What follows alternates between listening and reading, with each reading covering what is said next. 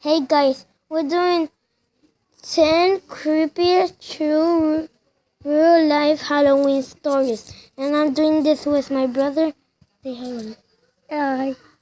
Okay, now let's get started in the video.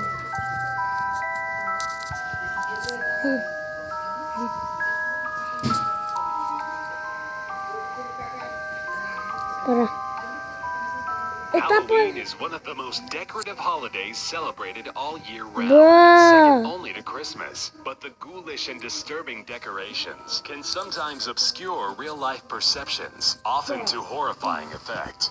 Case in point, when a 42-year-old Delaware woman committed suicide by hanging herself in her front yard on Halloween Eve. Her body hung from a noose on full display and was simply taken for another spooky decoration. So scary. Almost 5 days after her death. Another instance found a body. He learned from the family of the home later on that the body he had ignored was in fact the corpse of the homeowner who had collapsed shortly before he arrived. And another terrifying case in Los Angeles found tenants in an apartment ignoring the body of a dummy with a blown-off face propped up outside the door. All of them were shocked to discover it was not a dummy at all, but another tenant who had recently shot himself in the face. Halloween's scary mythic reputation often bleeds over into real life, as the holiday has been at the center of graphic and disturbing murders throughout history. In 2010, a man named William Liskey Jr. broke into his father's home and proceeded to brutally murder his own family. In the massacre, Liskey took the lives of his father, stepmother, and stepbrother before escaping from the home in the dead of night. When another stepbrother discovered the murder scene, he at first believed it to be some sort of sick prank. After he realized what had really happened, he called the authorities, and Liskey was eventually caught in Sandusky, Ohio. The tale of the stranger's candy was created by a man named Ronald Clark O'Brien after his son was killed by eating a pixie stick laced with poison. O'Brien claimed that his son got the candy after he'd gone trick-or-treating, but had no clue as to which house gave it to him. However, it soon came to light that it was O'Brien himself who gave the candy to his son, in an attempt to cash in on his son's life insurance policy and hide the crime. O'Brien's daughter and other 3 children did not eat the poison candy, and thus were spared. On the Halloween evening of 2008, a convicted drug dealer named Quentin Patrick fell into a bout of paranoia when his doorbell rang and he assumed it was rival gang members there to collect on Patrick's life. In retaliation, Patrick grabbed an AK-47 and fired nearly 30 shots into the door blindly. 11 of the bullets struck 12-year-old TJ Darisaw, almost killing him instantly.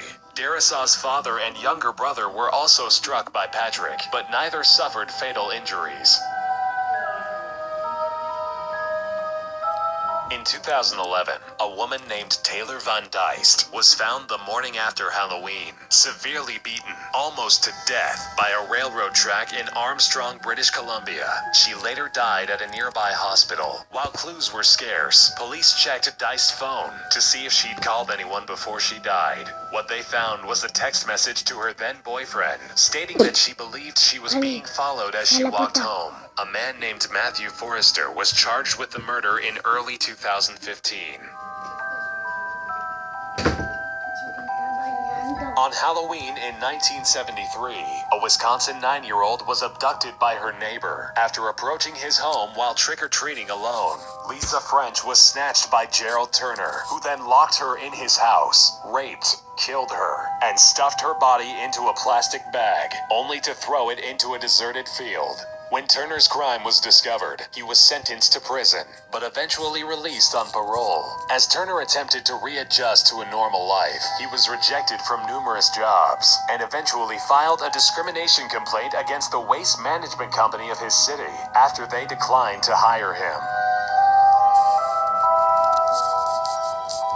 Convicted murderer Richard Beigenfeld's childhood trauma does well to explain his horrendous 5 murders. Beigenfeld attempted to set fire to his own home at the age of 5, and at the age of 8 was already well on his way to becoming an alcoholic. He received electroshock therapy, and at 11, repeatedly attempted to light himself on fire. All of these instances clearly foreshadowed his insane act on the Halloween evening of 1981, when he abducted 17-year-old Maria Chialella as she walked by her lonesome on Route 88, chopped her body into pieces, and then buried the dismembered corpse in the yard of his mother's house on Staten Island.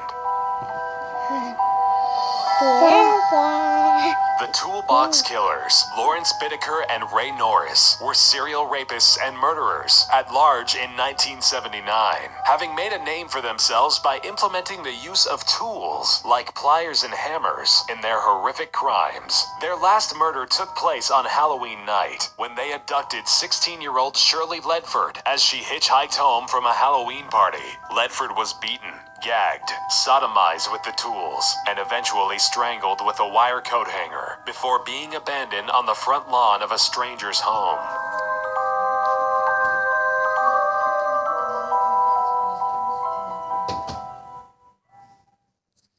Okay, guys, that was the 10 creepiest true real life Halloween stories.